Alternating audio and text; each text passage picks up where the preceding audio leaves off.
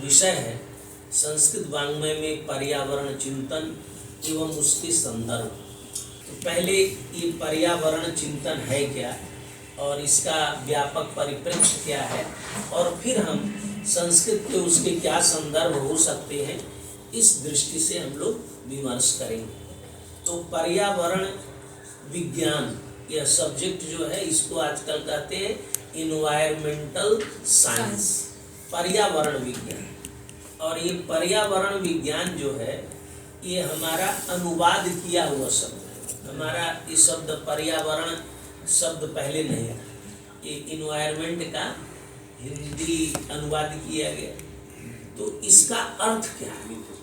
तो इन्वायर ऐसे एक शब्द फ्रेंच भाषा में, और इसकी मूल जो शब्द है वहीं से बना, और वहाँ से इन्वायरमेंट शब्द आगे गया। इसका मतलब होता है पड़ोस, परिवेश, चारों ओर से जो घिरा हुआ परिवेश है, उसको हम कहते हैं इन्वायरमेंट। ये दो प्रकार का होता है, प्राकृतिक माने नेचुरल जो है, और भौतिक माने जो क्रिएटेड है, किसी ने बनाया है। और जैविक और अजैविक, इसको दो भागों में विभक्त करते हैं, क्योंकि इसको समझने के लिए, क्योंकि ये सारी जो संरचना है, ये विदेशी विद्वानों ने जो इन्वायरमेंट के बारे में क्या क्या विषय वो ग्रहण करते हैं, इनकी हम चर्चा कर रहे हैं। तो उन्होंने कहा जैविक और अजैविक। जैविक में पेड़ हैं, वनस्पतियां हैं, मनुष्य हैं, जानवर हैं, इनको जैविक है। और अजैविक में वायु है, जल है, मिट्टी है, पृथ्वी है, इसको वो अजैविक कहते हैं। इस परिवेश का अध्ययन क्यों जरूरी है और यह विषय क्यों आया हमारे समक्ष, चाहे दुनिया के समक्ष, इसकी जरूरत क्या पड़ी? तो जरूरत ये है कि पृथ्वी पर जीवन को सुरक्षित करने के लिए इस विषय का अध्ययन बहुत जरूरी है, क्योंकि पृथ्वी नष्ट हो जाए। यदि हम अपने पर्यावरण को सुरक्षित नहीं रखेंगे तो पृथ्वी नष्ट हो जाए। जैसे किसी कारणवश मंगल नष्ट हो गया, मंगल आदि ग्रहों पर जीवन नहीं, कभी रहा होगा जीवन, क्योंकि भूमि सुत है, भूमि सुतो बुधश्च, मंगल पर जीवन था, और ये हमारे शास्त्र प्रमाणित करते हैं। तो वहां पर जीवन नष्ट हो गया क्योंकि पर्यावरण संरक्षित नहीं। तो विद्वानों ने, दुनिया भर के लोगों ने सोचा कि यदि पृथ्वी को संरक्षित करना है तो अपने इन्वायरमेंट को ठीक करना होगा और संरक्षित करना होगा।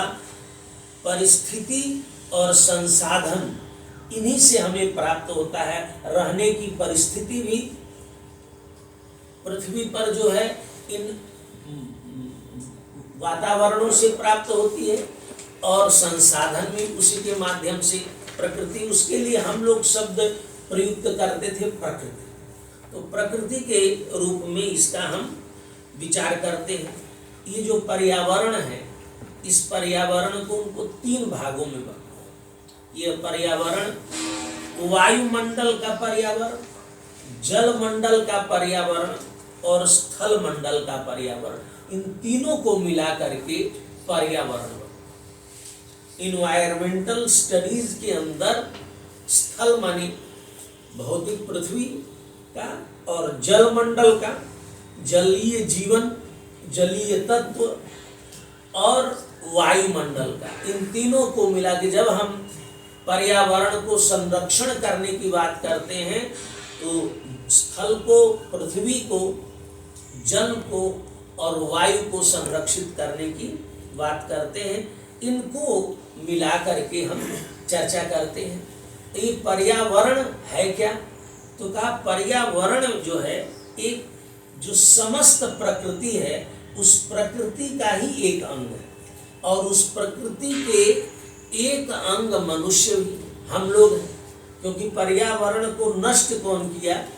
इस पूरी सृष्टि में केवल मनुष्य ही है जो पर्यावरण को नष्ट कर। इसीलिए जितने भी शास्त्र लिखे गए, कोई भी शास्त्र इस अन्य योनियों के नहीं लिखे, सब मनुष्यों के लिए लिखे गए कि मनुष्य अपने नियत कर्म को नहीं करता है। इसीलिए शास्त्र का लक्ष्य ये रखा गया कि प्रवृत्तिश्च निवृत्तिश्च नित्येन कृतकेन वा पुंसाम एनोपदिश्येत तच्छास्त्रम विधीयते।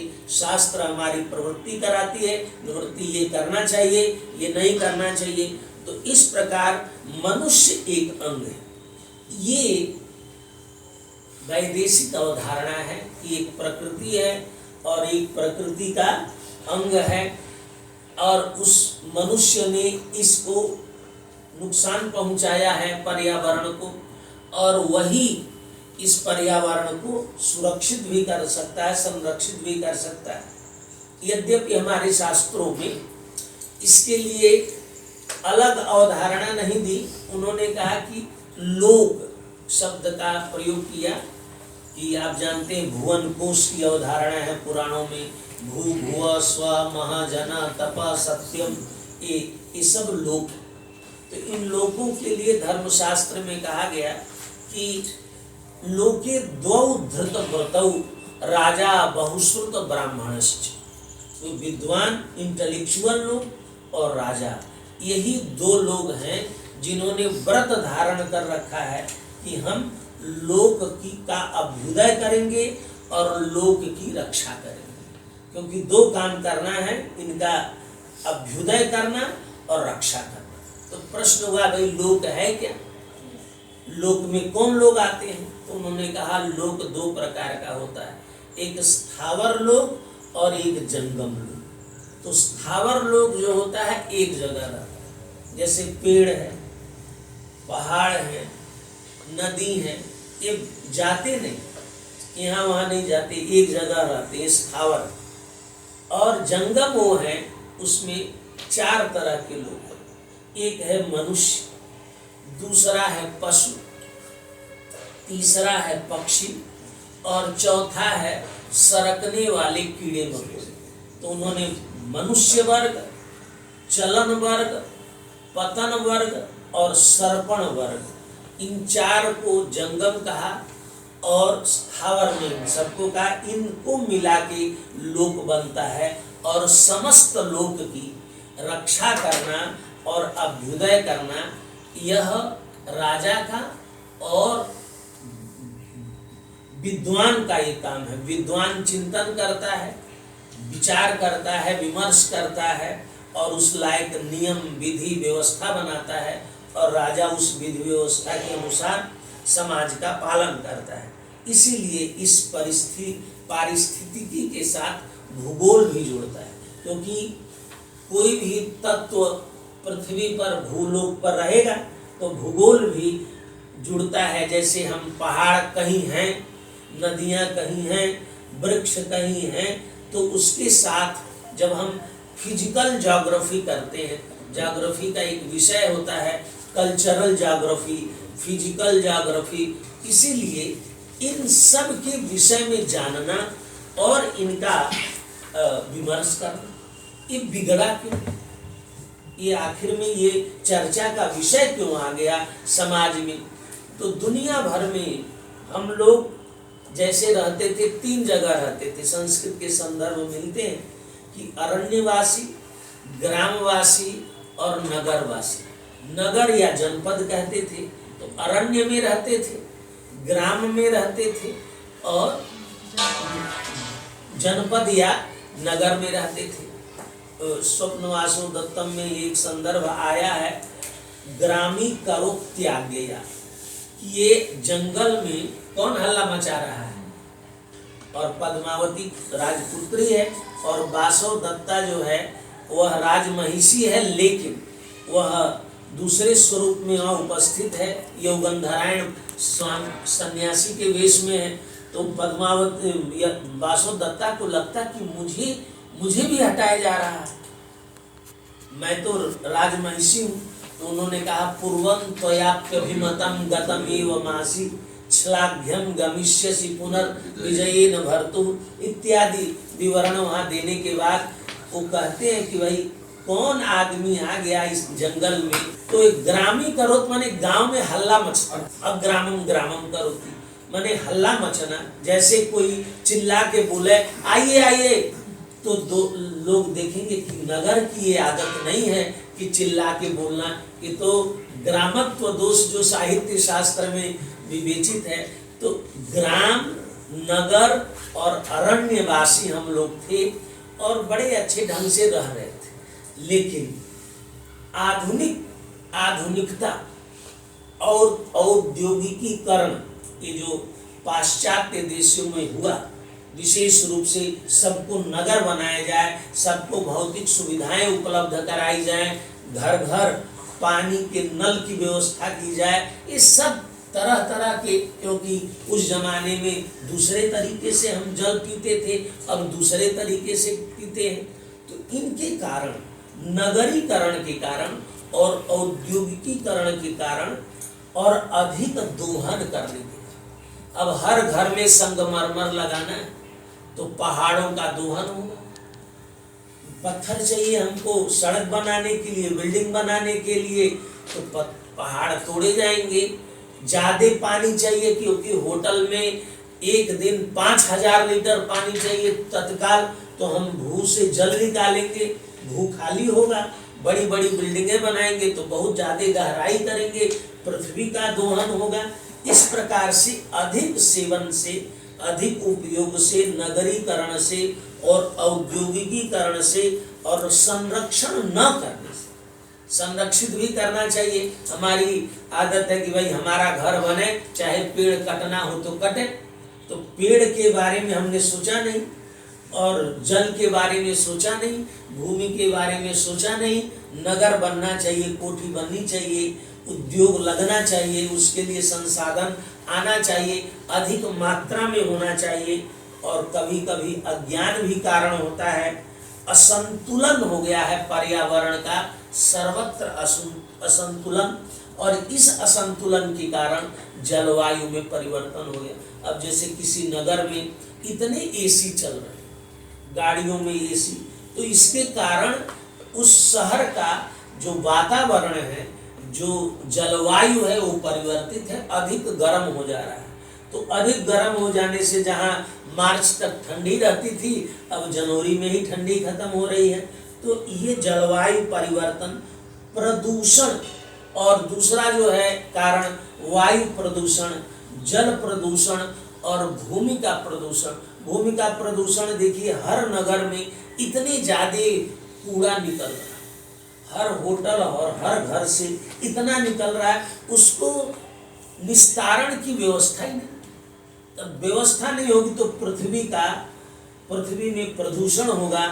और अब आजकल जैसे हमने खेतों में खाद का इतना उपयोग कर दिया कि जल प्रदूषित हो गया, और ज्यादा प्रदूषण जिन क्षेत्रों में हरित क्रांति के कारण खूब अन्न उपजाए, खूब खाद का प्रयोग किए, वो पंजाब का ऐसा क्षेत्र है जो कैंसर ग्रसित हो गया, क्योंकि जल प्रदूषित हो गया।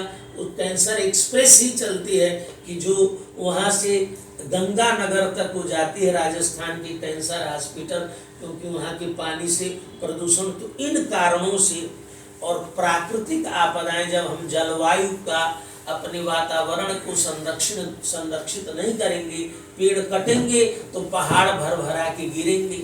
इस प्रकार से इन समस्याओं से पूरी दुनिया ग्रस्त, और हम लोगों के ही कारण हुआ, क्योंकि हम विकसित बनना चाहते हैं। और विकसित ऐसा नहीं विकास हो कि जो पर्यावरण में असंतुलन पैदा करके विकास किया जाए, संतुलित विकास करने का भी एक मॉडल बन सकता है। इसलिए दुनिया के लोगों ने सस्टेनेबल डेवलपमेंट का, एक संतुलित विकास का एक मॉडल सोचा और पर्यावरण को संरक्षित करने के लिए विमर्श किया, और एक नया अध्ययन का विषय ये हम लोगों के समक्ष, दुनिया के समक्ष आया, कि हम इन्वायरमेंटल स्टडीज में अध्ययन करें, रिसर्च करें, क्योंकि इस पर्यावरण का साक्षात संबंध प्रकृति से है और इसको हम कैसे सुधार सकते हैं शिक्षा के माध्यम से।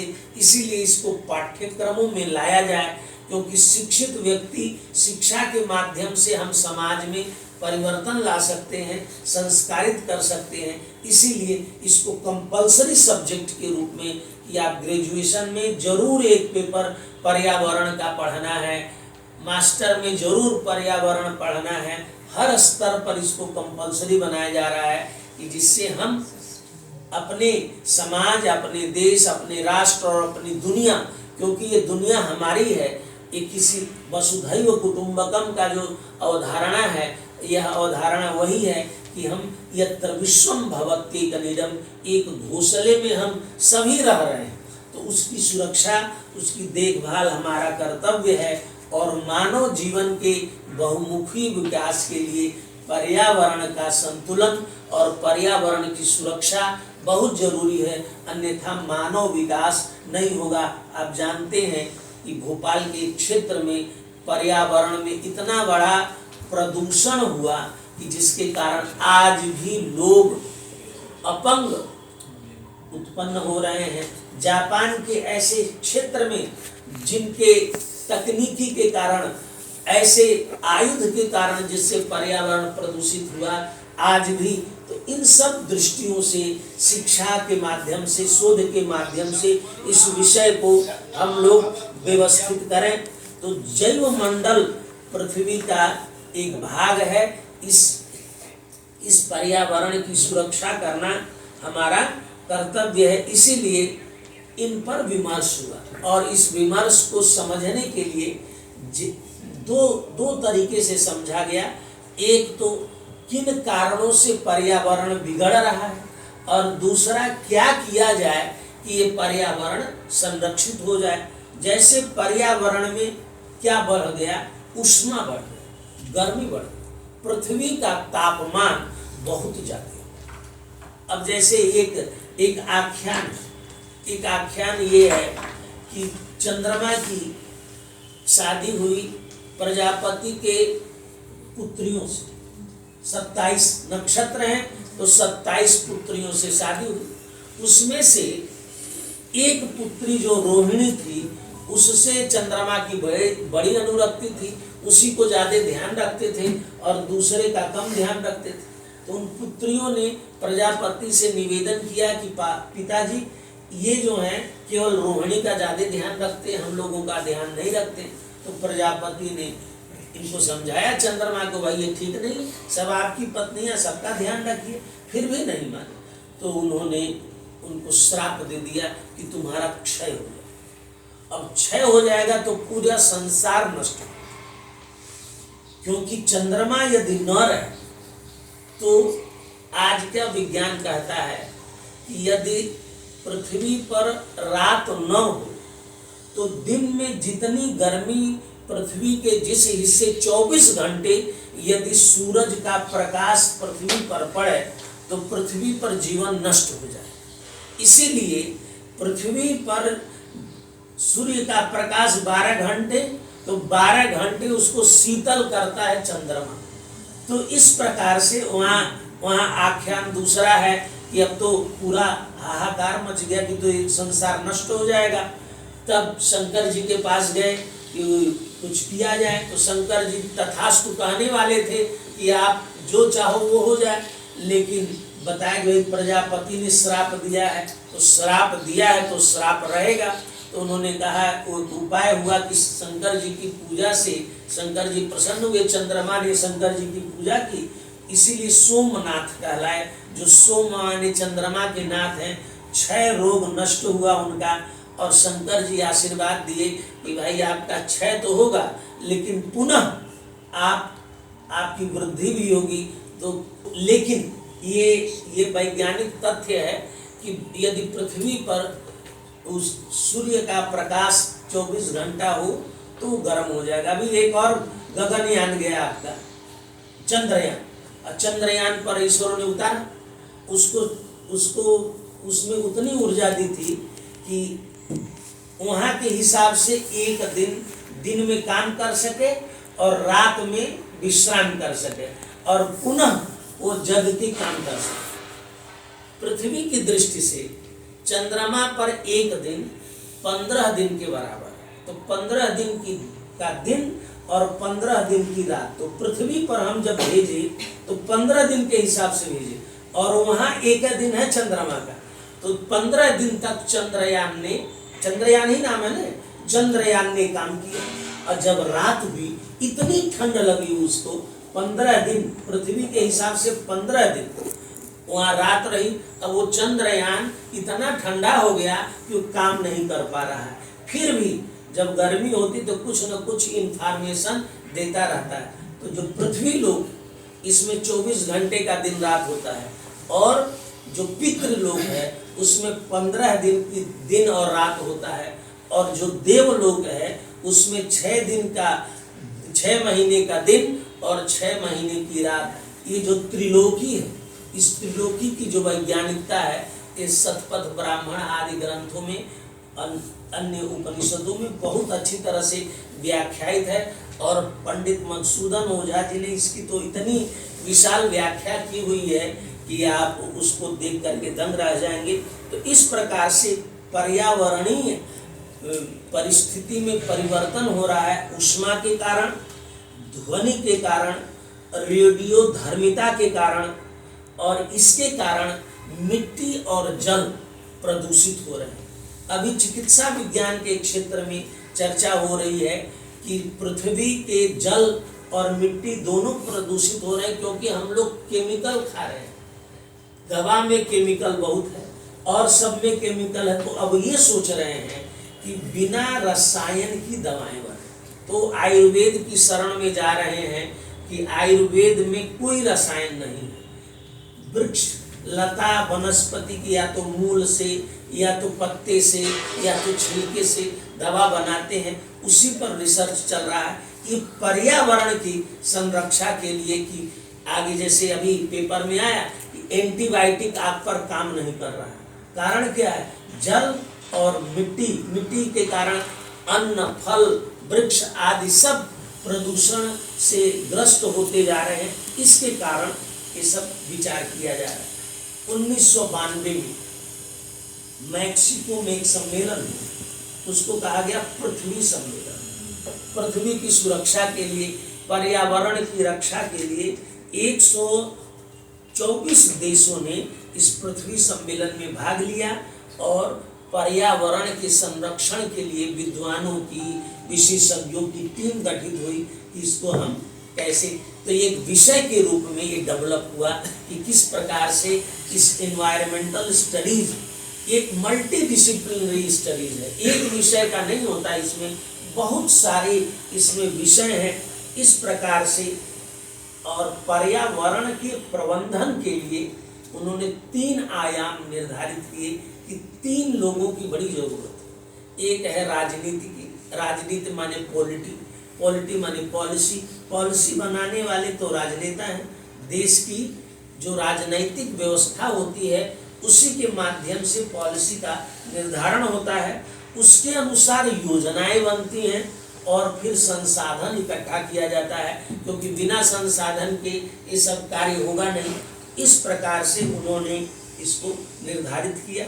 और ये जो पर्यावरण है ये 2 दृष्टियों से व्याख्यायित होता है। एक है भौतिक और एक है अभौतिक। भौतिक वो है जो फिजिकल है। फिजिकल का मतलब जो जिनको हम आँखों से देख सकते हैं, आँखों के सामने है, पेड़ देख सकते हैं, तो पेड़ हमारा भौतिक पर्यावरण का अंग है। और अभौतिक जो पर्यावरण के रक्षण के उपाय हैं, जैसे धर्म, आस्था है, विश्वास है, ये दिखता नहीं। जैसे हम तुलसी की पूजा करते हैं तो एक आस्था है कि तुलसी एक लता है और उस लता का ऐसा स्वरूप है कि विष्णु जी के साथ उसका संबंध है, तो उसकी पूजा, उसका विवाह, उसका संरक्षण, आंवले का वृक्ष है। ये आस्था, विश्वास, रिलीजन, धार्मिक कर्तव्य, इष्टापूर्ति आदि धर्मशास्त्र, इन सब का व्यापक विमर्श पुराणों में किया गया।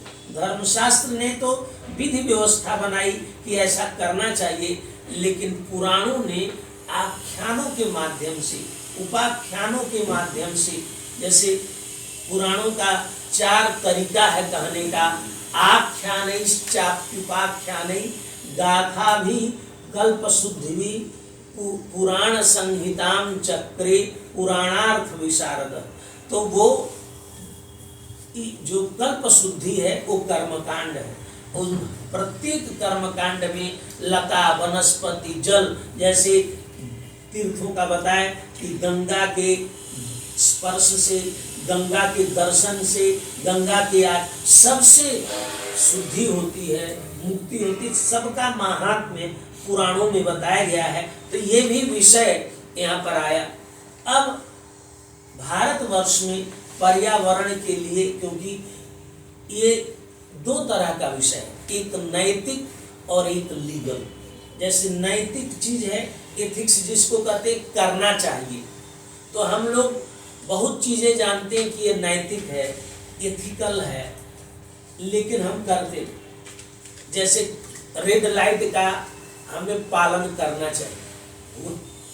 यदि रेड लाइट हुई तो रुक जाना चाहिए, लेकिन यदि रेड लाइट बिगड़ गई तो तुरंत हम गाड़ी बढ़ा देते और डरते हैं पुलिस से, क्योंकि लीगल है। यदि क्रॉस कर गए तो 500 रुपया का फाइन लगेगा, और जिस गली में रेड लाइट नहीं है वहाँ जाम लगा देंगे। इसीलिए कानून बनाना पड़ा। विधि व्यवस्था को बनाने के लिए विधि निर्माण की जरूरत होती है। इसीलिए दंड की बात कही गई कि दंड कैसा होना चाहिए, सुप्रणीत दंड होना चाहिए, दुष्प्रणीत नहीं होना चाहिए, अप्रणीत नहीं होना चाहिए। तो इसलिए पर्यावरण रक्षण अधिनियम 1986 में भारत सरकार ने एक अधिनियम लाया, और उस अधिनियम के व्यापक परिप्रेक्ष्य है। जब आप कुछ गलत करेंगे तो उसी अधिनियम के तहत आपके ऊपर कानूनी कार्रवाई होती है। एक है भारतीय वन अधिनियम 1927 में बना, स्वतंत्रता के पूर्व वनों के संरक्षण के लिए, और वन्य जीव संरक्षण अधिनियम 1972 में बना, और राष्ट्रीय हरित प्राधिकरण ग्रीन ट्रिब्यूनल, यदि आप कुछ गड़बड़ करते हैं, कोई भी सोसाइटी के लोग, तो उनके ऊपर केस होता है। और ग्रीन ट्रिब्यूनल में बड़े बड़े, अभी आपको ध्यान होगा, जमुना के किनारे कुछ बड़ा कार्यक्रम हुआ, ग्रीन ट्रिब्यूनल में गया, कितने की पेनाल्टी और क्या क्या केस सुप्रीम कोर्ट तक कहाँ चला गया। तो अभी भी पूरे देश भर में जब भी कोई पर्यावरण माने वायु, स्थल और जल प्रदूषण में योगदान करता है, तो कोई भी व्यक्ति, लीगल राइट है आपका कि आप उसके विरुद्ध याचिका दायर कर सकते हैं। इस प्रकार से भारत सरकार ने पर्यावरण, क्योंकि दुनिया भर में ये निर्णय किया गया कि भाई पृथ्वी को संरक्षित और सुरक्षित करना है, तो ये विषय बनाया गया। इस तरीके से धर्मशास्त्र के क्षेत्र में और पुराण की परंपरा में ये काम विषय आया है। आज आप किसी भी विषय के हो, यदि यूजीसी आप हम पाठ्यक्रम पुनश्चर्या पाठ्यक्रम करते हैं, तो ये ऐसे विषय हैं जिसको किसी भी विषय के लोग इस पाठ्यक्रम को कर सकते हैं, क्योंकि मल्टी डिसिप्लिन। मैं ये केवल ये बताना चाहता हूँ, इसका फलक बड़ा व्यापक, जो इन्वायरमेंटल स्टडीज है इसका फलक बहुत व्यापक है, और इस क्षेत्र में दुनिया भर में लोग काम कर रहे हैं। ये तो स्वतंत्र विश्वविद्यालय दुनिया भर में चल रहे हैं, केवल इन्वायरमेंट को सुरक्षित और संरक्षित करने की दृष्टि से इसको काम करें। अब हमारी जो सभ्यता है ये बहुत पुरानी, और हम लोगों ने शुरू से इस विषय में सोचा विचार किया है, क्योंकि हमारा जो चिंतन है, 2 तरह के इस समय चिंतन वाला विश्व है। एक है सेमिटिक रिलीजन वाला, और एक है भारतीय परंपरा वाला। तो 2 चिंतन धारा में 2 तरह की सोच है। जो सेमिटिक रिलीजन वाले लोग हैं उन लोगों ने ये सोचा कि भगवान ने मनुष्य बना, गॉड बना, गॉड ने मनुष्य को क्रिएट किया और मनुष्य की सुख खुशी के लिए, प्रसन्नता के लिए, सुख के लिए ये सब बना, प्रकृति बनाई, उसका भोग करने की दृष्टि, इसीलिए वह इन्वायरमेंट का भोग कर अपनी सुविधा की, ये उनके चिंतन धारा में रहा, जिसके कारण उन्होंने इसको भोग्य समझा और बिना विधि व्यवस्था के उसका उपभोग किया। अब जैसे औद्योगिकी क्रांति हुई, पूरी दुनिया में जो प्रदूषण उत्पन्न करने वाले विकसित देश हैं, इंडिया की तो मात्रा बहुत कम है, लेकिन वो जिन रक्षा के लिए जितना धन देना चाहिए उतना वो धन नहीं देते और हमसे चाहते हैं कि हम अपना विकास रोक करके हम ज़्यादा से ज़्यादा उसमें कंट्रीब्यूट करें, लेकिन जो विकसित राष्ट्र हैं उनकी अवधारणा के कारण ये पृथ्वी पर इस तरह के विनाशकारी कार्यक्रम शुरू हुए, उपभोग शुरू हुआ, क्योंकि वो समझते हैं कि यह उनके उपभोग के लिए, पेड़ उनके उपभोग के लिए, इसलिए पेड़ से के प्रति उनका कोई उत्तरदायित्व नहीं, इसलिए इस विषय की व्यवस्था की गई।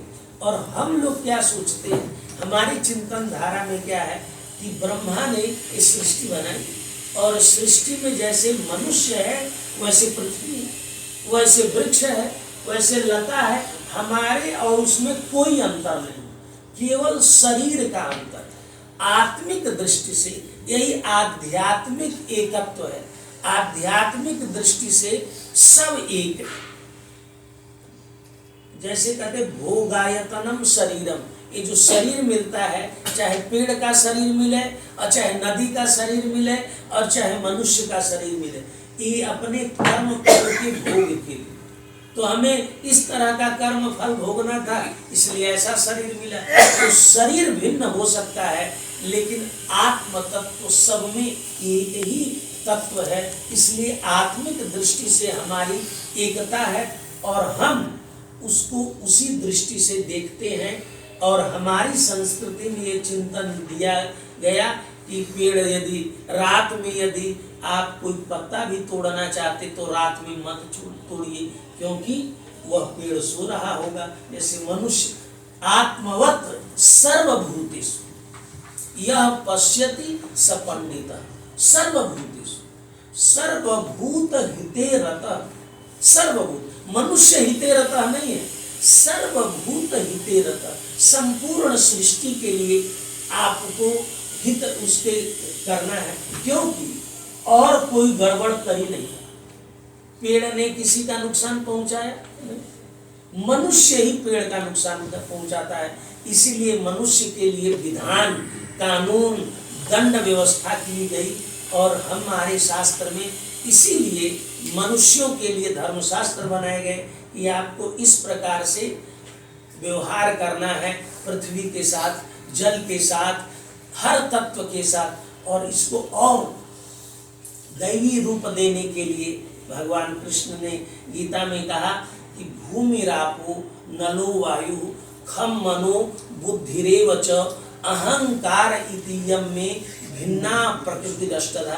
ये मेरी बाह्य प्रकृति है, बाह्य स्वरूप है, और इसको व्यापक विमर्श देने के लिए विश्वरूप दर्शन। विश्वरूप दर्शन का मतलब है सर्वरूप दर्शन।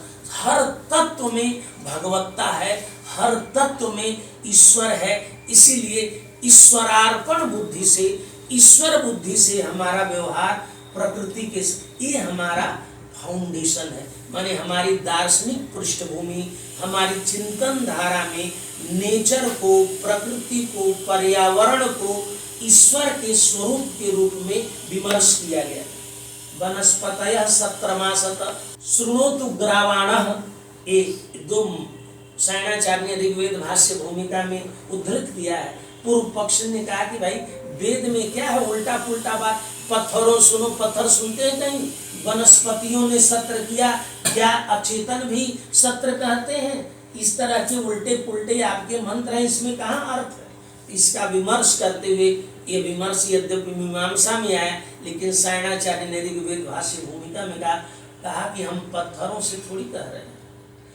पत्थर में जो रहने वाला तत्वाभिमानी देवता है, हर तत्व में देवत्व है, इसीलिए ये हमारा सांस्कृतिक चिंतन, हमारा दार्शनिक चिंतन ऐसा था, ये हमारी पृष्ठभूमि। इसीलिए इन्वायरमेंटल स्टडीज नामक किसी शब्द शास्त्र की कल्पना करने की जरूरत ही नहीं थी, क्योंकि वो मानव शास्त्र के अंतर्गत ही था। मानव जीवन अकेला जीवन नहीं था, सबके साथ समावेशी जीवन था, ये हमारी चिंतन धारा थी। लेकिन विगत 200 वर्षों से जो हमारे ऊपर आधुनिकता की छाप पड़ रही है और आधुनिक शिक्षण प्रविधि में हम प्रशिक्षित हो रहे हैं और भारतीय चिंतन धारा से अपरिचित हैं, इसी के कारण से हमारा जो व्यवहार प्रकृति के साथ अच्छा होना चाहिए वो व्यवहार नहीं है।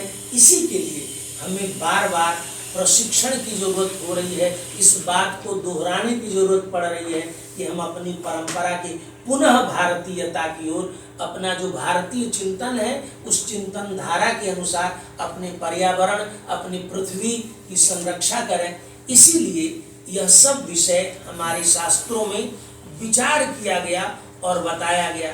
अब आपको वैदिक सूक्तों से ले चलते हैं कि ऐसे वैदिक सूक्त हैं जैसे पृथ्वी सूक्त।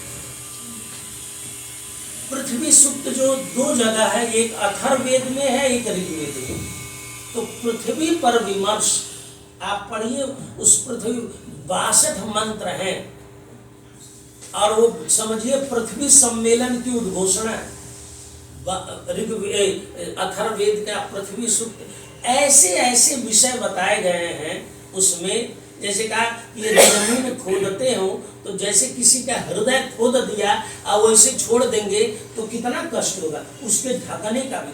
अब बताइए कोयला खादानों में कहाँ ढका जा रहा है, आग जल रही है, पर्यावरण, अब पूरी दुनिया में कोयला का उत्खनन हो रहा है, रत्नों का उत्खनन हो रहा है, सोना चांदी सबका उत्खनन कर रहे हैं और वैसे ही छोड़ दे रहे हैं। इसीलिए उस पृथ्वी सूक्त की एक पृथ्वी सूक्त ऋग्वेद का और अथर्ववेद के दोनों पृथ्वी सूक्त के विमर्श को रख दिया जाए तो जितने विषय बताए गए हैं मल्टीडिसिप्लिनरी में वो सब समझ जाए, इतना उसमें विमर्श किया गया है। पर्वतानाम छिद्रम विभर्षि, पर्वतों को कौन सहन करता है, वहन करता है? पृथ्वी। पृथ्वी में ही तो पर्वत हैं, तो पर्वतों का पुराणों में कितने मर्यादा पर्वत हैं कि उनका अंदर कितना है, बाहर कितना है, इस सारा ये पर्वतों का अध्ययन एक प्रमुख अध्ययन है। आज के विषय में पर्वतों का अध्ययन, पर्वतों का क्षरण कैसे हो रहा है, घट रहे हैं, बढ़ रहे हैं, ये एक एरिया ऑफ स्पेशलाइजेशन है। अब पुराण का एक विषय, प्रमुख विषय, जब द्वीपों का वर्णन करते हैं तो प्रत्येक द्वीप में कितने पर्वत हैं, कितने मर्यादा पर्वत हैं।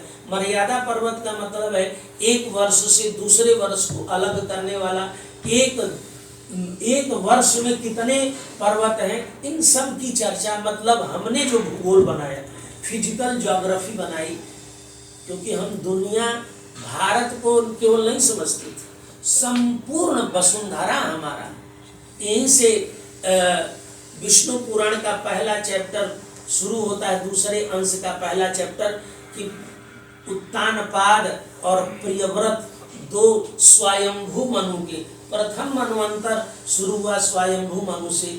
उस स्वयंभू मनु के 2 प्रियव्रत और उत्तानपाद, एक के बेटे ध्रुव और एक के 10 बेटे और एक बेटी, तो बेटियों ने राज्य नहीं लिया, और एक जो योग परायण थे कुछ बच्चे, और 7 बच्चों को उन्होंने, स्वयंभू मनु ने अपने 7 बच्चों को सप्तद्वीपा वसुंधरा दी, एक एक द्वीप दिया, जैसे आग्नेध्र को जम्बू द्वीप दी। मतलब यदि हमारी पृथ्वी नहीं रहती, हमारी संपूर्ण वसुंधरा के हम राजा नहीं होते तो कैसे दे देते। तो हमने हमेशा अपनी संपूर्ण पृथ्वी के संरक्षण और चिंतन पर विमर्श किया। तो वहाँ पर इससे पुराना कोई लिटररी एविडेंस नहीं है साहित्यिक की दुनिया के सारे पहाड़ों का नाम आए, सारी नदियों का नाम आए। ये पुराण ही है जिनमें फिजिकल ज्योग्राफी आज ये एक विषय है पढ़ने का। इसमें पर्वतों को धारण कौन करता है? पृथ्वी धारण करती है। तो यहाँ पर उन्होंने अथर्ववेद के पृथ्वी सूक्त में ये बात कही। वृष्टि सूक्त, वृष्टि सूक्त ये भी अथर्ववेद में आया है। प्रणभताम पृथ्वी जीरदानु, क्योंकि हम हो सकता है जब कल बोलेंगे तो केवल संस्कृत संदर्भ ही लेके बोले। आज केवल हम एक एक केवल नमूने की तरह थोड़े संदर्भ दिखा रहे हैं। तो उसमें कहा कि पृथ्वी जीवन दायिनी हो करके सबकी रक्षा करे, सबकी समृद्धि करे। तो पृथ्वी क्या है? जीवन दायिनी। हमारा पृथ्वी के साथ रिलेशन क्या है? माता भूमि पुत्रो हम पृथ्वी। माता, उनकी अवधारणा में माता नहीं। लोग माता कहने से डर रहे, कुछ लोग मम्मी मदर नहीं करते। वो क्या है?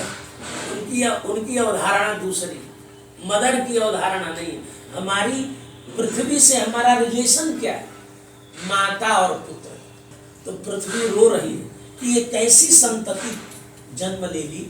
आप देखिए तुलसीदास ने एक धरा अकुलानी एक विमर्श प्रस्तुत किया है शुरू के ही में कि पृथ्वी व्याकुल हो गई। इतने दुष्चरित्र पापी ऐसे आपत्ताई लोग जन्म ले लिए हैं, पृथ्वी का अब हम भार नहीं हो।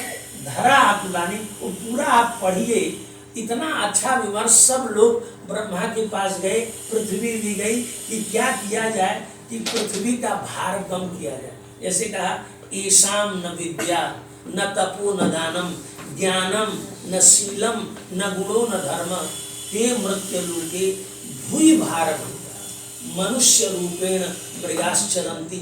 यदि ऐसे लोग पृथ्वी पर आ जाएंगे तो पृथ्वी का भार ही तो बढ़ेगा।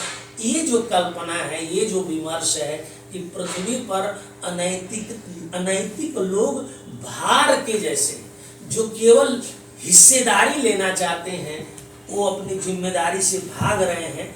ये विमर्श पृथ्वी के संदर्भ में इन सूक्तों में दिया गया कि हमारा रिलेशन पृथ्वी के साथ क्या है। और पृथ्वी जैसे ज्योतिष शास्त्र में हम पढ़ते हैं जो हर का एक वायुमंडल होता है।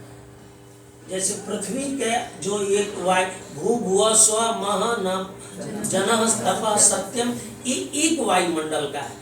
ऐसे अनेक ब्रह्मांड है। ज्योतिष में अभिनव गुप्त का जो तंत्रा लोक है उसमें ब्रह्मांड के स्वरूप विमर्श हुआ। और ब्रह्मांड में कितने अखिल ब्रह्मांड कहते हैं, तो अखिल माने अनेक ब्रह्मांड है, अनेक सूर्य तारा नक्षत्र एक नहीं है, एक सूर्य नहीं है। आजकल देखते होंगे कि वैज्ञानिक लोग कहते हमें एक और चंद्रमा मिल गया, हमें एक और पृथ्वी जैसा कुछ मिल गया, लगाए हुए हैं यंत्र और देख रहे हैं। इस सब का विमर्श हमारे शास्त्रों में है और उसके साथ हमारे रिलेशन पर भी विचार किया गया। जल सूक्त है, जल सूक्त ऋग्वेद के 10वें मंडल में आया है। उसती रिव मातर, माताएं जैसे अपना दूध पिलाती हैं उसी तरह से पृथ्वी जो है जल रस हमें प्रदान करता है। जल, आप देखिए जल प्रदूषित हो गया। ये जल नल से जल योजना क्यों लानी पड़ी? इसीलिए कि जो भूजल है वो प्रदूषित है। ऐसे क्षेत्र हैं भारतवर्ष के कि जिनके भूजल पीने से लोग बीमार पड़ जा रहे हैं, दांत टूट जा रहे हैं, शरीर में अनेक रोग हो जा रहे हैं। ये हम लोगों के कारणों से जल प्रदूषित हुआ, न केवल भारत का, दुनिया भर का। इसीलिए स्वच्छ जल योजना सरकार ला रही है। ये सब पर्यावरण के विमर्श को आगे बढ़ाने के लिए, संरक्षण के लिए बात हो रही है। इसी प्रकार से अग्नि सूक्त है। स न पितेव सुनये सुपायनो भव। पिता जैसे होता है हमारे लिए, पुत्र के लिए उपलब्ध रहता, हर समय जब चाहे फोन लगाएं पापा जरूर फोन उठाएंगे, उसी तरह से अग्नि तत्व क्योंकि भूमि रापो नलो वायु खम मनो बुद्धि वचन, यही तो बाह्य प्रकृति भगवान की है, वही तो इन्वायरमेंट है, वही तो हमारी प्रकृति है जिसकी हमें रक्षा करनी है। ये प्रेयर आज के थोड़ी, ये वैदिक प्रेयर है। मतलब हम जानते थे कि इनकी सारी संरक्षा, जैसे लोक की अवधारणा में इस सब की, जैसे सिटीजनशिप, हम वो गौतम धर्म सूत्र का जो उल्लेख किए, वह उल्लेख इस संदर्भ में है सिटीजनशिप की अवधारणा। इस देश के नागरिक केवल आदमी नहीं, इस देश का नागरिक प्रत्येक पेड़ है, इस देश का नागरिक प्रत्येक नदी है और उसके भी अधिकार है। उत्तराखंड हाई कोर्ट ने कहा रिवर आल्सो लिविंग एंटिटी, उनके भी राइट्स हैं और उनका संरक्षण, क्योंकि जो वायलेट करता है उन्हीं से उसकी रक्षा करनी है। तो ये सब विमर्श हमारे शास्त्रों में है। इसके आधार पर आज के लीगल, क्योंकि हमारे न्यायाधीश जो लोग होते हैं वो भी इन परंपराओं से परिचित हैं, इन विषयों से परिचित है। इसी प्रकार से कृषि सूक्त, कृषि सूक्त अथर्ववेद में आया है, युनक्त सीरा व्युगा तनोत, जुआओं से फैलाकर हलों को जोड़े। एक कृषि, कैसे कृषि करनी चाहिए, देखिए कितना कृषि आजकल कृषि में हो रहा है। अधिक फसल निकाल लो, खेत को खाली मत रखो, ये डाल दो वो डाल दो, ऐसे माने जितना अधिक से अधिक उपभोग, ये हमारी अर्थव्यवस्था का आधार नहीं था।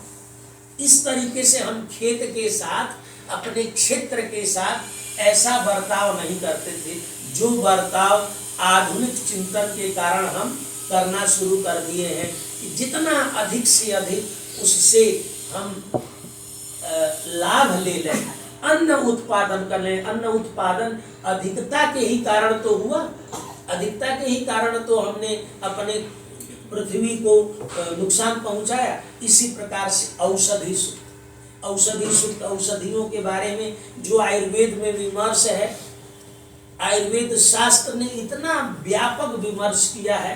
धर्मशास्त्र और पुराण ने तो केवल उसके विधि पक्ष को उद्घाटित किया, पूरा धर्मशास्त्र ने, और उसके धार्मिक सांस्कृतिक पक्ष को पुराणों ने उद्घाटित किया, लेकिन उसके औषधीय पक्ष को, स्वास्थ्य परक पक्ष को उद्घाटित किया।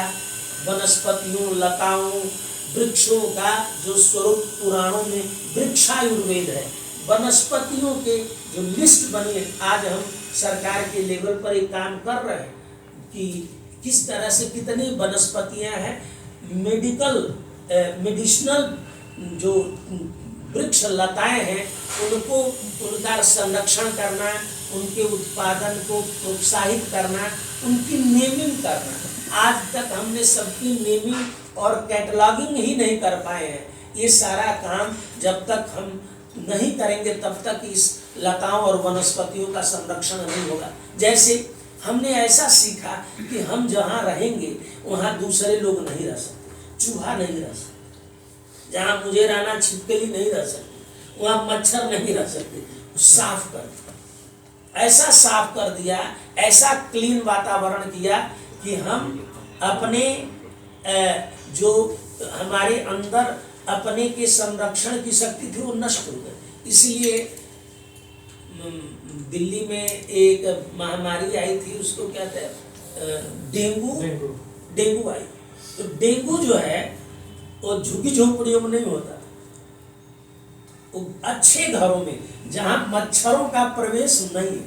मतलब आप इन्वायरमेंट के साथ रहेंगे, इन्वायरमेंट फ्रेंडली रहेंगे, मच्छरों के साथ दोस्ती रहेगी, तो आप में रोग प्रतिरोधक क्षमता, इसका ये मतलब है रोग उन्हीं में बैठे रहें, लेकिन हम छिड़काव करके उनको दूर भगाने के बजाय उनसे दूर रहने, जैसे गांव में नेचुरल पद्धति थी, धुआं जला दिया तो मच्छर भाग गए, चले गए। हम नुकसान पहुंचा देंगे, नष्ट कर देंगे, तो वो हमारे इन्वायरमेंट के लिए जरूरी है। आप देखिए शहरों में कुछ पक्षी नष्ट हो, गौरैया का दर्शन दुर्लभ हो गया, तो पर्यावरण के सर इनको औषधि सूक्तों में औषधि प्रतिमोदध्वम पुष्पवती प्रसूवरी अश्वाइव सजित्वरी विरुध पारईश्वण औषधि रीति। औषधियां कौन है? मातर। औषधि रीति मातर तद्वो देवी रूप ब्रुवे, ये देवी के स्वरूप है। अब बताइए, हम ये जब अवधारणा पढ़ लेंगे तो कोई मोथा उखाड़ेंगे? जब कहा कि एक मीमांसा का वाक्य है जिसमें कुश का विमर्श हुआ,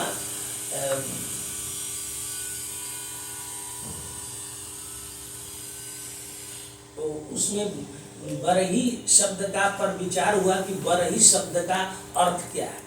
तो लिंग प्रमाण से लिंग जितने उल्पाद हैं, तृण हैं, उन सब का नाम बरही है, लेकिन लोक में बरही शब्द उस अर्थ में रूढ़ है, इसीलिए उसका अर्थ रूढ़ अर्थ लिंग प्रमाण से हम उस अर्थ ग्रहण करते हैं। तो उन्होंने प्रयुक्त किया। तो इतने तृणों का नाम आप कितने तरह की घासें नहीं पहचान सकते, तो इनके लिए सारी औषधियां हैं। आयुर्वेद में एक आख्यान आता है कि दो विद्यार्थी गुरुजी के थे और एक विद्यार्थी गुरुकुल में पढ़ते पढ़ते थक गया। वो कहा, गुरुजी हम सब तो आयुर्वेद सीख लिए, अब हमारा समावर्तन करा दीजिए। अब एक को कहते तुम चले जाओ, अब तुम्हारी पढ़ाई हो गई, वो जाए ना। तो दोनों को कहे कि जाओ जंगल में से ऐसी औषधि निकाल के ले आओ जिनका मानव जीवन में कोई उपयोग नहीं। एक जो बड़ी जल्दीबाजी थी कि हम पढ़ लिए, वो गया 5-7 उखाड़ के ले आया, और जो कहता था गुरुजी हमारी विद्या पूरी नहीं हुई, वो कहा हमको एक भी ऐसी औषधि लता नहीं मिले जिसमें औषधीय गुण नहीं। इतना बड़ा एरिया है जिसमें हम अपनी वनस्पतियों की रक्षा कर सकते। वनस्पति शास्त्र में जैसे साइंटिफिक नेम कहते हैं, ये शास्त्र में लिखा है, उसका साइंटिफिक नेम ये है। तो इन कार्यों को करने से हमारा पर्यावरण, इसीलिए वन्य क्षेत्र, सुरक्षित वन्य क्षेत्र, उसमें जो लता वनस्पतियां हैं एज इट इज ग्रो करें, उनका हम संरक्षण करें, क्योंकि ये पृथ्वी के लिए आवश्यक है। और पृथ्वी पर मानव जीवन तभी सुरक्षित होगा जब ये सारा वातावरण सुरक्षित रहे। इसीलिए ये सारा विमर्श किया जा रहा है। वृक्षारोपण का महत्व, भविष्य पुराण में वृक्षारोपण पर विचार किया गया। कहा गया धन्या मही रुहायेषाम, धन्या मही रुहायेषाम विफला यान्ति नार्थ। पृथ्वी के जो मही रूह हैं, वृक्ष हैं, वो बड़े भाग्यशाली हैं कि जिनके पास याचना करने जाने वाले लोग कभी भी अफल नहीं हो। हमेशा कोई न कोई फल उनको उनसे मिलता है। कोई पत्र पाता है, किसी को पत्र से लाभ है, किसी को पुष्प से लाभ है, किसी को फल से लाभ है, किसी को मूल से लाभ है, किसी को छाया से लाभ है, किसी को उसको त्वक माने छाल से लाभ है, किसी को उसके काष्ठ से लाभ है। पूरा का पूरा टोटल दूसरे के लिए जीवित है। नीति श्लोकों में आया है फलंत वृक्षा माने बहंति नद्यः स्वयमेव नाम पिबन्ति नद्यः, नदियां अपना जल नहीं पीती है, पेड़ अपने फल नहीं खाते, दूसरे परोपकाराय सताम विभूतयः। जो सज्जन लोग होते हैं, इन वृक्षों से, लताओं से, वनस्पतियों से हमको सिखाया गया कि जो इन पेड़ है ये तुम्हारे जीवन के लिए उपयोगी है, इसीलिए हम पेड़ की पूजा।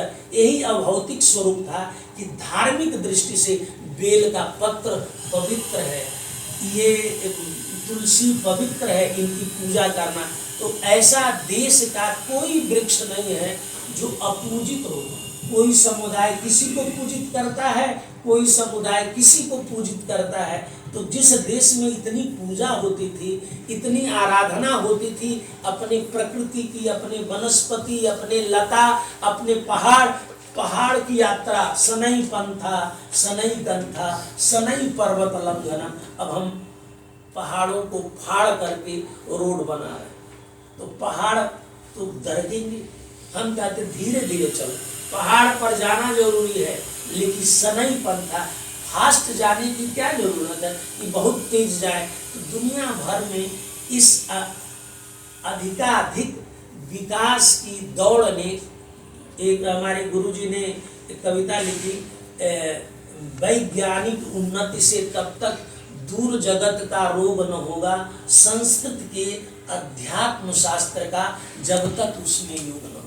स्फुटनिक आप भले ही छोड़े, चंद्र सूर्य तक जाए, ईश्वर तक को आप निरर्थक भले सिद्ध कर देवे, पर इसका सुख शांति लब्धि में तनिक भी उपयोग न होगा, संस्कृत के अध्यात्म शास्त्र का जब तक उसमें उपयोग न होगा। तो ये आध्यात्मिकता, नेचर के साथ समभाव, भ्रातृत्व का भाव हम जब जागृत नहीं करेंगे, तो ये हमारी कल्चर में था और वेस्ट की कल्चर में नहीं था। लेकिन हम भी शिक्षा से, दीक्षा से, स्वरूप से अधिक मात्रा में विदेशी होते जा रहे हैं। अपने देश, अपने भाषा, अपनी संस्कृति पर हम गौरव खो रहे हैं। इसीलिए सरकार ने भारतीय ज्ञान परंपरा को मुख्य शिक्षा धारा में डाला है कि इन्वायरमेंटल स्टडीज में ये विषय हम पढ़ें। तो आप सोचिए,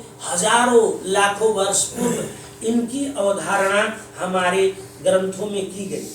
वहीं पर वृक्षारोपण के महात्मा पर भविष्य पुराण कहता है कि आप संतान के लिए इतने मोहित रहते हैं कि संतान होगा तो क्या होगा। महाभारत गीता में अर्जुन को भी यही समस्या है कि हम लड़ाई लड़ेंगे, हम लोग सब मर जाएंगे, तो बच्चे नहीं होंगे, भ्रष्ट होंगे, तो कौन हम लोगों का पिंडदान करेगा। लुप्त पिंडोदक क्रिया, पिंड नहीं मिलेगा, इसलिए लड़ाई मत करो, संतान वंश परंपरा चले। यहाँ कहते हैं पुत्रा संवत्सरस्यांते श्राद्धम कुर्वन्ति वानवा। सबके बच्चे श्राद्ध थोड़ी करते हैं, किसी के बच्चे साल में बहुत करेंगे आपके लिए, श्राद्ध कर देंगे एक बार, और क्या करेंगे। वो भी सब नहीं करते, कुछ करते हैं। प्रत्यहम पादपाह पुष्टि, लेकिन पेड़ लगाएंगे, पेड़ रूपी जो आपका संतान है वो क्या करेगा। प्रत्यहम पादपाह पुष्टिम श्रेयोर्थम जनयन्ति। पादप जो है आपके लिए पुष्टि, आपके लिए श्रेय और आपके लिए अर्थ, माने अर्था माने निश्रेय साधना, जनयन्ति ही। प्रत्येक दिन पेड़ लगाइए, संतान लगाने से कुछ नहीं होगा, पेड़ लगाइए। वृक्षारोपण, अभी मोदी जी ने अपनी माता के नाम वृक्ष, तो हम कह रहे हैं, भविष्य पुराण कह रहा है कि अपने लिए पेड़ आपके लिए श्रेय देगा, आपके लिए पुष्टि देगा, आपको निश्रेयस देगा। बच्चे संतान तो साल में एक बार करेंगे कि नहीं करेंगे। इष्ट पूर्तः द्विजाति नाम का पेड़ वृक्षारोपण से क्या होता है, सद्गति प्राप्त होती है।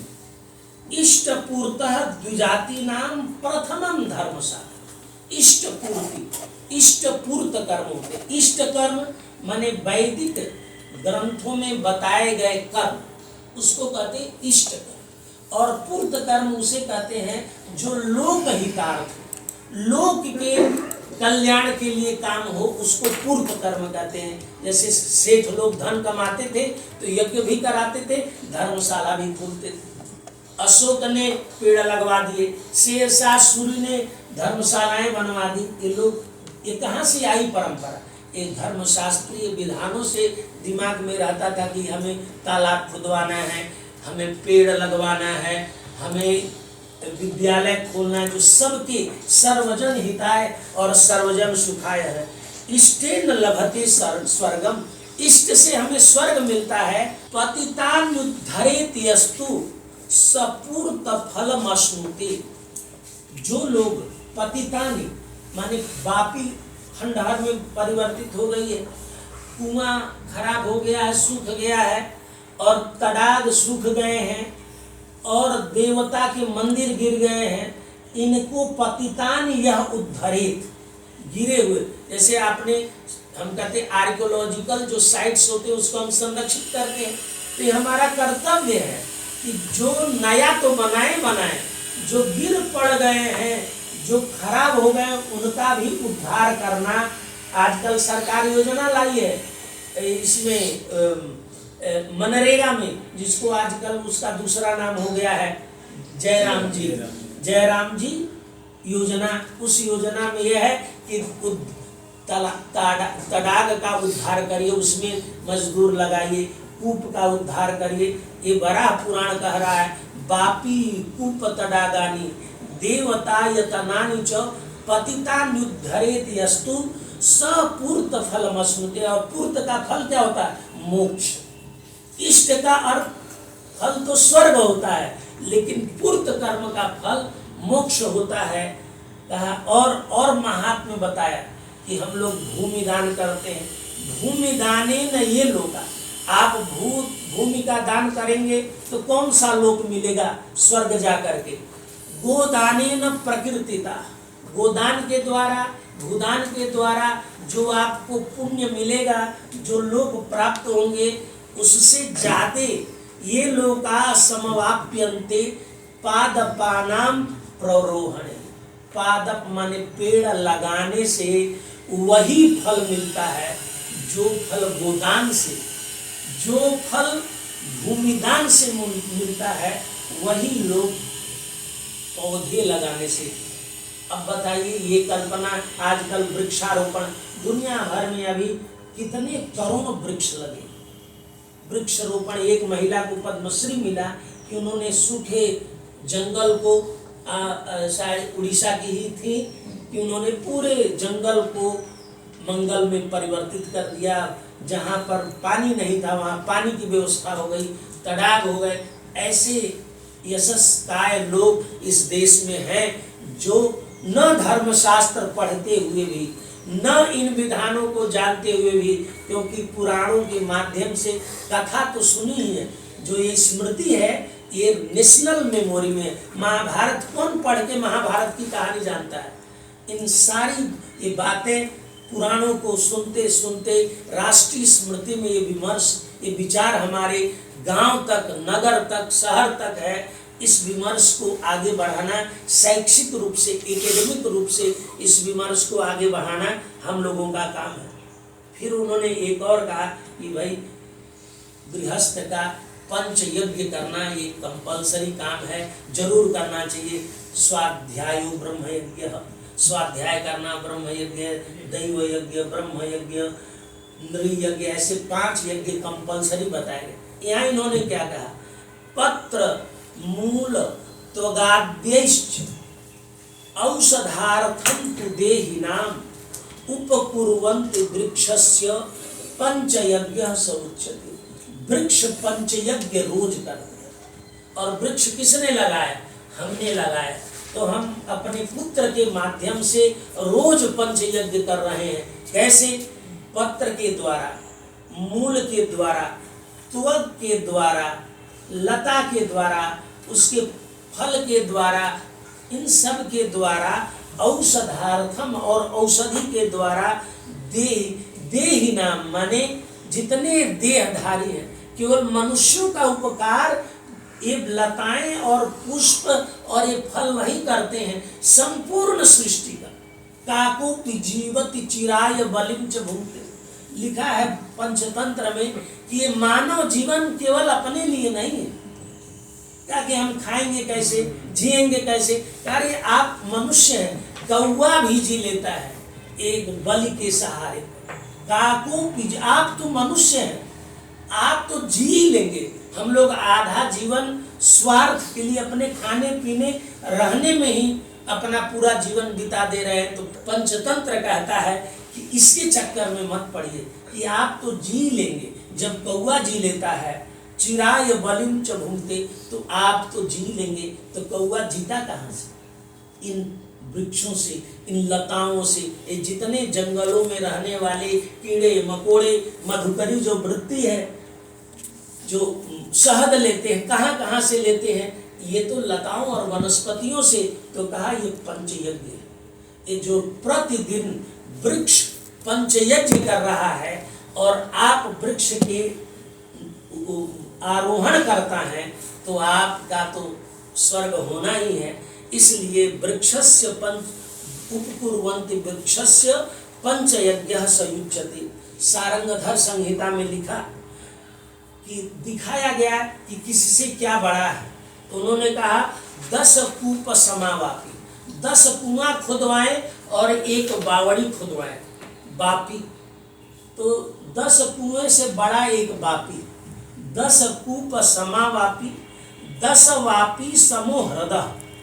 10 वापी से बड़ा हृद माने तालाब है, और 10 हृद समः पुत्र, और 10 हृद और उसके जैसा पुत्र या पुत्री है, क्योंकि वो भी लोक कल्याण करेगा, ऐसा पुत्र होना चाहिए। आजकल पुत्र हो रहे हैं ऐसे, सुप्रीम कोर्ट में केस चल रहे हैं। अभी एक अग्रवाल जी हैं, राज्यसभा के सांसद, उन्होंने एक प्राइवेट बिल ले आया लोकसभा राज्यसभा में। ये जो बच्चों को हम पढ़ाते लिखाते हैं, विद्वान बनाते हैं, ये विदेश चले जाते हैं और अपने माता पिता जिन्होंने उनको पढ़ाया लिखाया यहाँ तक पहुँचाया, उनको छोड़ के विदेश चले जाते हैं। तो इनको विदेश जाने के पूर्व 2-4 करोड़ या तो रुपया रखवाया जाए, या तो फार्म भरवाया जाए कि अपने पुत्र का, अपने पिता माता की सेवा करेंगे, रक्षा करेंगे। बताइए, अनाथालयों में रह, कभी हमारे धर्मशास्त्र में अनाथालय बन रहे थे। तो 10 हृद समः पुत्र की कल्पना इसलिए गई कि पुत्र श्रवण जैसे होते थे, आज्ञाकारी पुत्र होते थे। अब वो पुत्र ही होना, क्योंकि परंपरा से उनका विच्छेद हो गया। और वैदेशिक जो प्रभाव है, वैदेशिक प्रभाव क्या है? स्वतंत्रता की चरम पराकाष्ठा। वैयक्तिक स्वातंत्र पर कानून बन गए हैं, और इसलिए सुप्रीम कोर्ट, हमारा भी जो सुप्रीम कोर्ट की स्थिति है, वह कोई भारतीय परंपरा और भारतीय संस्कृति के आलोक में विमर्श नहीं कर रहा है। वो भी कह रहा है सोशल मोरालिटी से बड़ी है कॉन्स्टिट्यूशनल मोरालिटी। सोशल मोरालिटी माने नैतिकता, सामाजिक नैतिकता से बड़ी है संवैधानिक नैतिकता। लीगल और इलीगल चलेगा, नैतिक और अनैतिक नहीं चलेगा। हम कहते थे अनैतिक पाप है और ये पुण्य है, पाप पुण्य नहीं, लीगल और इलीगल की अवधारणा से। इसीलिए लीगल कार्रवाई करने के लिए कि पुत्र ध्यान रखें, यहाँ हम कह रहे पुत्र 10 हृद के समान है, और 10 हद से कौन बड़ा है? 10 पुत्र समो द्रुमः। एक पेड़ लगा दीजिए तो समझिए आपके 10 बेटे हो चुके, 10 बेटियां हो चुकी। इतना बड़ा महात्म्य जिस देश में था, वन सुरक्षा अधिनियम कि आप पेड़ काटे नहीं। वन के तस्कर चंदन का पेड़ काट दे रहे, बेच दे रहे हैं, जंगल के जंगल साफ कर दे रहे हैं। इस देश में ऐसा अनैतिक आचरण जब हम करने लगे, धर्मशास्त्रीय विधानों को छोड़ करके, तो कानूनी प्राविधान बनाने पड़े। इसलिए अकारणम, महाभारत में भागवत में आया है, अकारणम नरो यस्तु युष्मत् छेदन भेदनम। अकारण जो भी आदमी, युष्मत माने तुम, लता वनस्पति पेड़ नदी पर्वत पहाड़ सब, इनका जो भेदन और छेदन करेगा। अकारणम नरो यस्तु युष्मत भेदन छेदनम करिष्यति महामोहा तेषाम अनुयास्यति। यहाँ आया था, पूर्व जो संदर्भ था, वह पाप को प्राप्त करेगा, नरक को प्राप्त करेगा, ऐसा विधान भागवत के श्लोकों में आया है। इस प्रकार से हमें इन विषयों को आगे विमर्श के लिए और हम संदर्भ ले आएंगे। प्रथमम पृथ्वी तत्व, ये जो तत्व है, इसमें प्रथमम पृथ्वी तत्वम, जल तत्वम द्वितीयकम, तेजस तत्वम तृतीयम स्यात्, वायुस्तत्वम चतुर्थकम, आकाशः पंचमम तत्वम, मनः षष्ठमुदीरितम, सप्तमम परमम तत्वम, यो जानाति सम्मुक्षः। ये सारे पृथ्वी तत्व को जानो। ये पृथ्वी विमर्श है, तेज विमर्श है, वायु एरिया ऑफ स्पेशलाइजेशन ही तो हुआ, उस तत्व का विमर्श करना, इसकी उपेक्षा नहीं करना। उपेक्षा का भाव बाद में हम लोगों के मन में, क्योंकि अनेक तरह के हमारे अंदर दृष्टिकोण होता है। जैसे लोग कहते हैं फिल्मों को सुन करके, जीवन क्या है, तो कोई कहा जीवन उत्सव है, तो उत्सव की तरह जीवन मनाएगा। कोई कहेगा जीवन संग्राम है, तो लड़ते भिड़ते रहेगा जहां देखो। जीवन एक प्रतियोगिता है, तो प्रतियोगिता करते रहेगा। जीवन नाटक, और हम उस रंगमंच के पात्र हैं, उसी रूप में अपना रोल प्ले कर रहा है। तो हम जीवन के प्रति कैसा दृष्टिकोण बनाएं? तो जीवन हमारा, ये जीवन माने संपूर्ण जगत के साथ हम अकेले नहीं हैं, हम उसके मालिक नहीं हैं, हम उसके स्वामी नहीं हैं, ये भाव नहीं दिया गया। हम उसके एक अंग हैं। और अंग, जैसे संस्कृत में एक हमारे गुरुजी ने एक कविता लिखी, हास्य कणिका। एक बार जीभ और दांतों में झगड़ा हुआ। दांतों ने कहा कि देखो जीभ हमारी कृपा से रह रही, हम लोग जब चाहे तुमको काट सकते। दंता वदंति जिह्वे त्वां दशामः किम करिष्यसि, हम लोग काट रहे तो तुम क्या करोगे? तो उन्होंने कहा, जीभ ने कहा कि हमें कोई टेंशन नहीं, अकेले हम पर्याप्त हैं आप 32 से लड़ने के लिए। एकमेव बचो बचो, एक ही बात तो बोल रहा है, नूनम सर्वे पति से। एक ही बात बोले कि लोग मारते मारते। तो हम इन्वायरमेंट, प्रकृति के साथ एक ही भाव है। ये नहीं है कि हम पेड़ काट के जीवित रह जाएंगे, हम मेढक को नष्ट करके जीवित रह जाएंगे, हम नदियों को सुखा करके जीवित रह जाएंगे, हम वनस्पतियों को नष्ट करके जीवित रह जाएंगे। हमारा जीवन, हमारी पूरी दिनचर्या उन्हीं पर आश्रित है। इसलिए हमको मानना चाहिए, उनके इन्वायरमेंट की संरक्षा करनी चाहिए। पद्म पुराण में आया, अश्वत्थ रूपो भगवान विष्णु रेव न संशय। भगवान विष्णु का वास कहाँ है? अश्वत्थमेनम सुविरूढ़ मूल आया। यहाँ पर अश्वत्थ रूपो भगवान विष्णु रेव न संशय, रुद्र रूपी बटस्तावत बटस्तद्वत पलाशो ब्रह्म रूप अधि। पलाश जो है ब्रह्मा का रूप धारण किया है, और रुद्र ने बट का रूप धारण किया है। और क्या करना चाहिए? अश्वत्थ का, बट का और पलाश का दर्शनम पूजनम सेवा तेसाम पाप हरास। मनुष्यों का पाप हरण करते हैं इनका दर्शन, इनका पूजन, इनकी सेवा। दुखापद व्याधि दुष्टानाम विनाशे कारणम ध्रुवम। इनके किसके विनाश में ये कारण बनते हैं? दुख के, आपत्ति के, व्याधि के, सारे संकटों को दूर करने। तो हम वृक्षों का पूजन करने वाले आजकल ऐसे एंथ्रोपोलॉजी वाले विदेशी विद्वान बने कि उन्होंने हमारी संस्कृति को ऐसा नष्ट भ्रष्ट कर दिया। कहा कि ये वृक्ष पूजक है तो ये कम्युनिटी है, ये पर्वत पूजक है तो ये है, ये वाला ये अलग है, ये वाला अलग है। एंथ्रोपोलॉजी माने मानव विज्ञान, नृविज्ञान, और वो सारा हमारी कल्चरल मैपिंग करते, उल्टा पुल्टा विमर्श करते हैं। इसीलिए इन पुराणों के माध्यम से, धर्मशास्त्रों के माध्यम से कल्चरल मैपिंग करने के लिए, अपने पर्यावरण की मैपिंग करने की जरूरत है। और बहुत काम करने का एक ऐसा एरिया है, विदेशी लोग आके काम करके अपना बना ले रहे हैं, हम लोग कुछ कर ही नहीं पा रहे हैं। तो इसीलिए इन्वायरमेंटल स्टडीज में इंडियन कंटेंट यही है। वो तो केवल उनके पास कंटेंट है ही नहीं, उनके पास ऐसे लिटरेरी ग्रंथ नहीं है जिनमें ये विमर्श हो। हम तो कहाँ से उद्धृत कर रहे हैं, आज से लाखों वर्ष पुराने ग्रंथों से उद्धृत कर रहे हैं ये विमर्श। ये तो आज उनके विमर्श का विषय आया है। यद्यपि अब पूरी दुनिया हमारी है, तो हमारा यत्र विश्वम भवत्येकनीडम, हमें सबके कल्याण के लिए सर्वे भवन्तु सुखिनः सर्वे सन्तु निरामया सर्वे भद्राणि पश्यन्तु माँ कश्चित् दुःखभाग् भवेत्, इस दृष्टि से अध्ययन, शोध और प्रकृति का विमर्श करना है।